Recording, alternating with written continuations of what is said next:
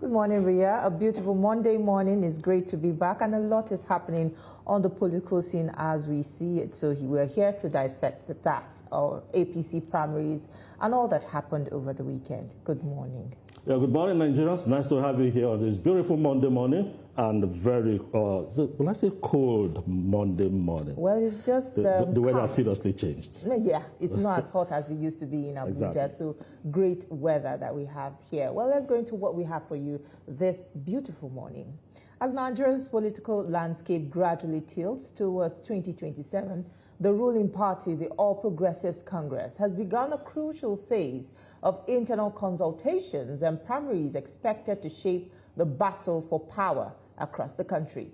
From emerging alliances to fierce contest for party structures and tickets, the APC primaries are already generating conversations capable of redefining the nation's political calculations ahead of the next general elections. Across several states, stakeholders are weighing issues of loyalty, zoning consensus, arrangements, and grassroots influence, while party faithful continue to debate whether the primaries will strengthen internal democracy or deepen existing cracks within the party.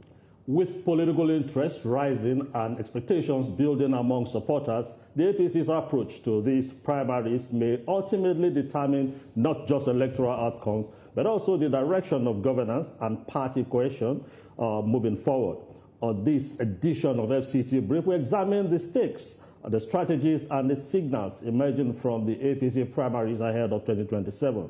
Our guests this morning are Dozie Ikedife Jr., APC Southeast Zonal Coordinator, and Uche Aguoru, Abia State APC Chairman, as they share perspectives on the party's preparations, internal dynamics, and what Nigerians should expect as the road to 2027 steadily unfolds. Thank you, gentlemen, for being on FCT. Thank you for having us. All right. Dozie, let me start with you. The APC just started its party primaries with the House of Rep election conducted on Saturday, and it will continue this Monday. Help us understand, how has it been? We've seen different reactions, surprises, and sitting lawmakers lose their seats. Some people in disagreement with what was announced. Help us to understand, would you say it's been a free, fair, and credible process of this first primary of the APC? Yes. Please, thank you for having me. The APC, as a political party in the Southeast, we are going through our National Assembly primary elections. Like you said, on Saturday, we concluded our our Federal House primary elections, with opportunity for people to make appeals today being Monday. And you have to understand that we have 3 governors in the Southeast and a deputy speaker in Abia State. And we have a united APC family in the Southeast. What we're doing is using internal mechanism of the party to excite the party base and give the people the opportunity to elect the flag bearers of the party for the different elections. And we also agreed that there should be consensus. Consensus is part of the guideline. And in any place where we cannot arrive at consensus, then the aspirants will go to the field. In the Southeast, we have had very peaceful processes. I imagine that 100% of the people will not be happy, and that's why the party organ has the appeal panel.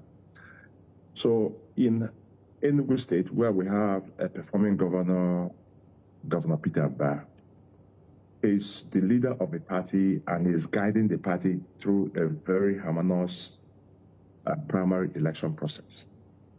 In Imo State, we have our leader in Imo State, Governor Hope Uzodimma, the leader of the Southeast. He's doing the same thing. And in Ebonyi State, the same thing is going on. So I don't think we have any issues or contentions there. Right. In Abia State, we have our deputy speaker who is also helping to guide and superintend the process in Abia State. In Anambra State, things are going very well. And our Southeast Organizing Secretary, working closely with the Southeast Executive, we are yet to report any cases. We are yet to receive any cases of serious misunderstandings or grievances. All right, Mr. Dozie, if you could hold that thought so that we could bring Uche into the conversation, and he is the publicity secretary of the APC in Abia State. Uche, I would like you to respond to criticisms that this process, this primary process of the APC may be flawed due to, the amendment of the Electoral Act that led to rushed primaries, and also this rise of the consensus arrangement, which was, strengthened by the Electoral Act. Help us respond to those criticisms. Is this process truly flawed? Foreign viewers, from our observations here, yes, we've taken cognizance of the fact some of the challenges we've had due to the electoral law, that was recently amended. But I can tell you, from what's happening in my state, we have had no such serious challenges as regards to that.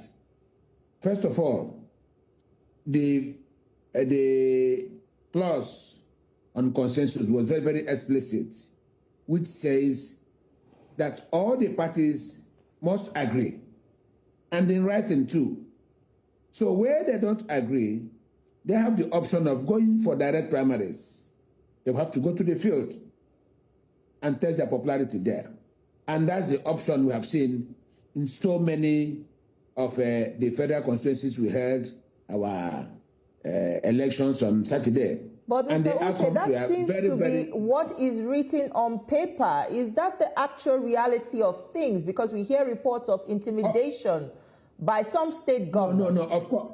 Is that what is the reality on ground? We have not experienced such in Abia State. In Abia State, where I preside, I think what has existed here is democracy in action. According to the party guidelines, we have not had any issues or any serious issues of intimidation of anybody on all of that. No. It's been a seamless process, It's been a very seamless process. All right. Nobody has been intimidated. Nobody has been asked to abandon his aspiration. Everybody were given the opportunity to express themselves through the elections. All right. Mr. Dozie, I'm coming back to you with this. The process is supposed to be a consensus, and where the aspirants cannot agree, then they could go for direct primary. Some persons have said that there's really no difference between the way the primary, whether it is consensus or direct, that the governors, like my colleague just said, that's just a matter of imposition, that the direct primary is also dictated the way the party leadership wants it to go, and it is not entirely the choices of the party members that is playing out. I agree with you that we have leadership, and leadership is very important. And in the States, you have to understand that most of our party members rely on our leadership. So a house that has leadership will always look at the body language and the things that are said and unsaid by the party leaders. So you have to understand that if you're going for a party primary election and the leaders are behind you, most likely you will do well. But if you're going for a party primary election and you're not, and the leaders are not supporting you, because the population of the party queues behind the leadership of the party. Yes, I agree with the publicity secretary of Does it have to be that way? Where's the transparency in the process? Does it have to be that way, that it must queue behind the party leader? The point I'm making is that this is democracy, and it is one man, one vote. And party members look at where their party leaders are leaning. If you come to a ward and the ward chairman is supporting aspirant A, chances are that the members of the ward rely on the leadership of the ward chairman, and when they go to cast their ballot, they most likely will lean where the ward chairman is leaning. And this is just democracy in action. People are influenced by their leaders. That's the point I'm making. I'm not saying that we have not gotten any reports of coercion or violence and all that. What I'm saying is that in many places we've had consensus where the leaders in the constituency come together and agree on one particular candidate. So when there's consensus, we still go to the field to affirm the consensus. No, but where there is no understanding or agreement, we go to the field and we throw it open. For party membership, we go and vote. And that's what has happened across the Southeast. All right, Mr. So Dozie. I think that the takeaway from it is that the Southeast has been largely peaceful. The Southeast has largely listened to our party leaders, our governors, and the leaders of the party, deputy speaker, and all. So we are enjoying a united APC Southeast. All right, and Mr. the essence Uche, of the unity is to apologize, prepare the Mr. Southeast. Dozie, if you allow me to also ask Mr. Uche this direct question. The reason why this Electoral Act was amended in the first place was to reduce the powers governors had with the indirect mode of primary. Now, with this direct mode of primary and consensus, a lot of people feel that this still has so much power to the state governors because it gives them the power to determine the mode of, this how the primaries will go. Is it fair that governors have this kind of powers? Maybe I don't say whether it's I'm fortunate or unfortunate that I don't have a governor in my state who is a member of my party. Who I have in my state is the deputy speaker who has demonstrated absolute democracy in the way he carried on with the affairs of the party. The way he has handled the leadership. He has demonstrated fairness. He has demonstrated equity. He has made it clear that nobody will have any undue support. Everybody in the race, ask around, everybody in the race in Abia have been given equal and level playing field. Everybody, except in I think in Okwa, where they have a consensus candidate, Okwa East and West. They had a consensus candidate who, in the person of the sitting member that was returned, Honorable Chris Nkwanta, in Bende, Federal Constituency, a consensus candidate in the person of Right Honorable Benjamin Okezie Carlo, the Deputy Speaker, he was also returned.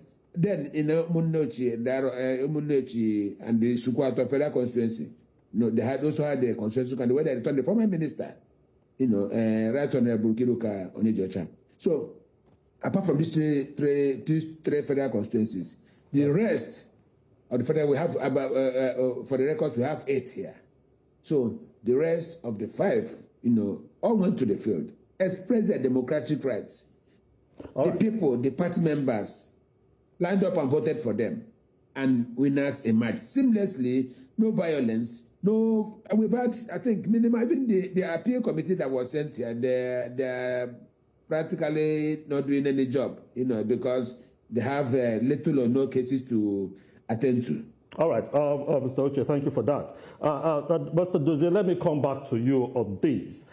It's just the primaries of the APC, and it might not have happened in the Southeast, but in some other states, you have a situation where sitting lawmakers lost. We have a state, I think Nasarawa, where the Speaker of the House lost.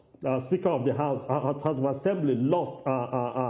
I think he wanted to go in for a higher position, lost the primaries. I'm asking this because you have a major election ahead of you. Now, would you say that if there are agitations coming from these aspirants, that your party does not put in machineries to solve and to settle these seeming frictions, do you think that this may not go a long way in affecting your party, especially when we look at the elections ahead? All right, thank you. the process is such that we have an appeal panel that will look into issues arising from the primary elections. And also, as a party leader, we make sure that after election processes, we set up a reconciliation committee and a reconciliation and unifying committee that will go around to make sure that we unify the party to speak with one voice going into the general elections. I don't have the details of what happened in other zones, and I don't have the authority to speak on other zones. Where I operate is the Southeast.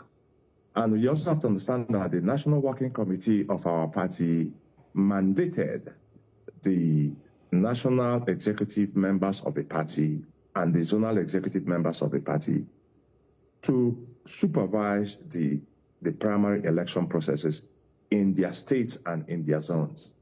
So this is just to make sure that there's no undue influence or undue intimidation from party leadership. But with us in the Southeast, we are quite fortunate with the leadership we have in the Southeast. Our three governors and the deputy speaker, they have been quite helpful. Working in tandem with the national vice chairman of the party in the Southeast, we have peaceful, unified processes going on. And yes, losing an election, it's difficult. It's difficult to accept. The emotions will be involved. But as the days go on, as the days go by, you will personally review what happened and understand that you lost. So what I'm saying is this: for those who may have lost on Saturday, as the days go by, they will come to terms with what happened and accept it. There's something that many people will aspire, but only one person will emerge from the constituency. And if you're asked to step aside or you don't win, just know that it is because it is not your time yet, and that your time will come. So what I'm saying across board is this: if you were encouraged to step aside or you went to the field and lost, just know that your time is not yet your time. But what's important for us is that we have a united Southeast. We have a lot of work to do. I'm not preaching that we should have division in any constituency. Our Southeast must be united behind these leaders so that we can go for elections and win elections in the Southeast for the president for President Bola Ahmed Tinubu, and win elections for our candidates in the Southeast and return our governors. And by God's grace, also win Abia State. All right. Well, Uche, the NDC just extended the timeline for the sale of its interest and nomination forms to 24th of June, probably giving, kind of a soft landing for anyone that may feel disgruntled by the outcome of the APC primaries to join their party. Now, do you think that this scrambling for tickets in the APC is sort of showing the party's strength, or it is just an automatic way of saying if you get an APC ticket, that means victory? Yes, I think you have to lecture me on what and how that or what that translates into, because first of all, I'm aware that the windows for people to join political parties have closed, and that political party registers have been submitted to INEC before the primaries. So, having extended their own set of forms and all that, I don't know what advantage it will give them. But I think that is the mentality of someone who wants to eat from the remnants, of the dregs of other political parties that have concluded their processes. You are stronger political parties. That is weakness. You are waiting for people to, when they fail here, they come over to your own. Agreed people should move over to you. And that means they are not even organic members, But I think that the Electoral Act has taken care of that, by insisting that before the beginning of the primaries, party registers should be submitted and electronically to INEC. And that closes that.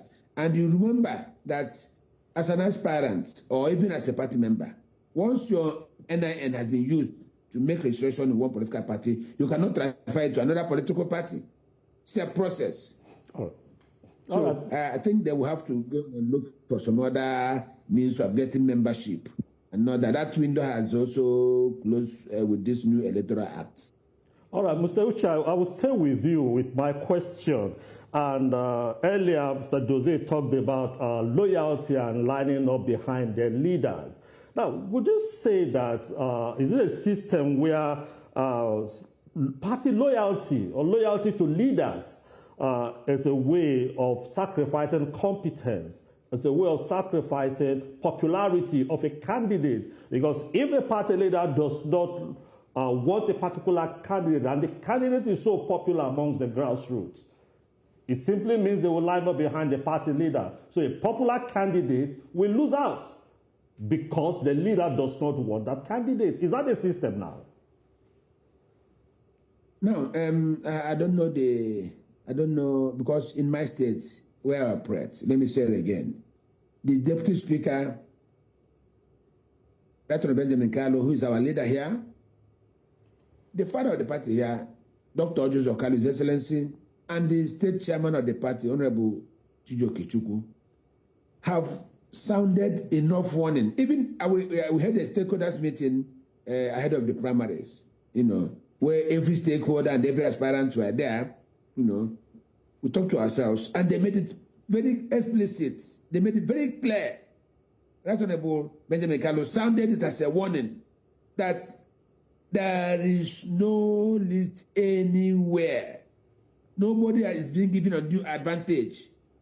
Where the stakeholders fail to agree on consensus, we are going to the field. And no party member, I'm a member of the SWC of my state, and the warning came repeatedly that we should not, under any circumstance, show bias, open support to any candidates. That we should not do that, so as to return confidence to the people. If the party has been given back to the people, this is no longer, especially in Abia State, this is no longer the time where one man sits down in his house and writes lists. No. The party has been returned back to the people. It is the people that now selects who please them.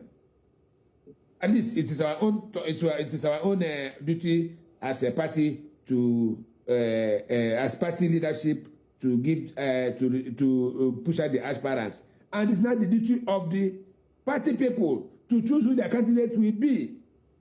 All right. So that's the situation here.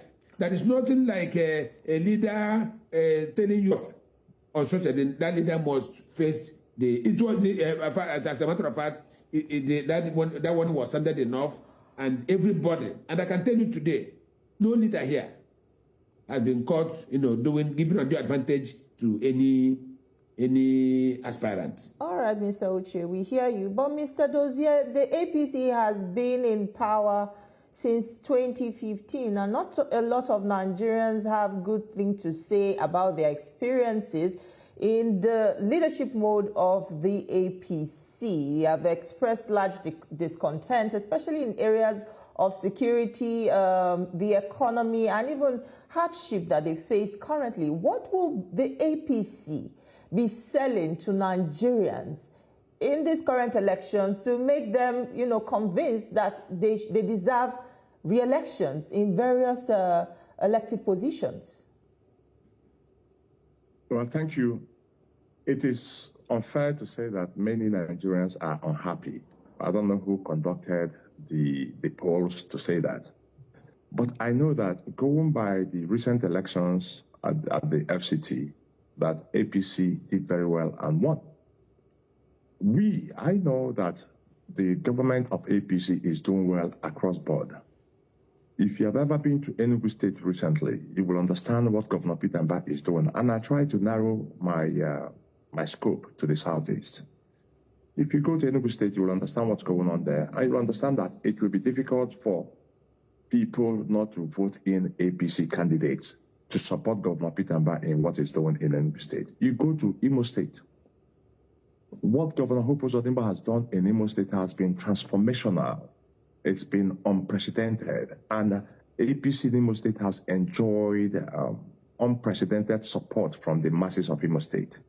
Ebonyi State, the the Minister for Works is telling you that with the road networks and infrastructure being put up in Ebonyi State, with what the governor is doing, with what David Umahi did as governor of Ebonyi State, and what Governor Wifru is doing as governor of Ebonyi State, it will be difficult for APC not to have landslide runaway victory in Ebonyi State.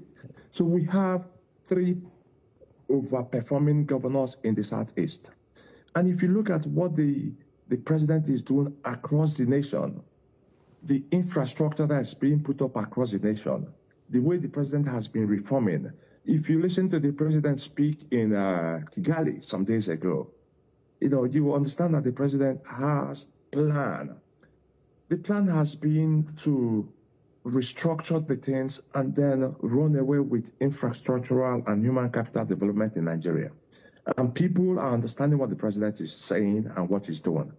So my take and our take is that our party is enjoying unprecedented support across the regions of the Southeast. All right. But most importantly, we're enjoying unprecedented support in the Southeast region. All right. And the Southeast region is speaking with one voice that they are going to return the president and our National Assembly members and the 3 governors. All right, Mr. Dozie, just a quick one, Mr. Dozie. With Abia State in view.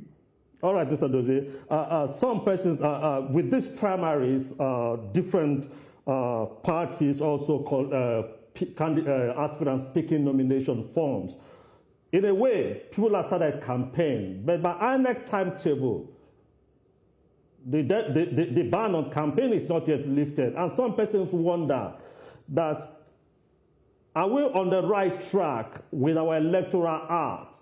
On one hand, you cannot campaign. Meanwhile, people are already picking form. Should there be a thought of taking a second look at this electoral act?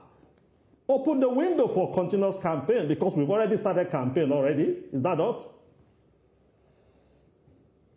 Well, what I understand that we've been doing in the APC is that our aspirants have been campaigning to the membership of the APC, asking for their support to emerge as candidates.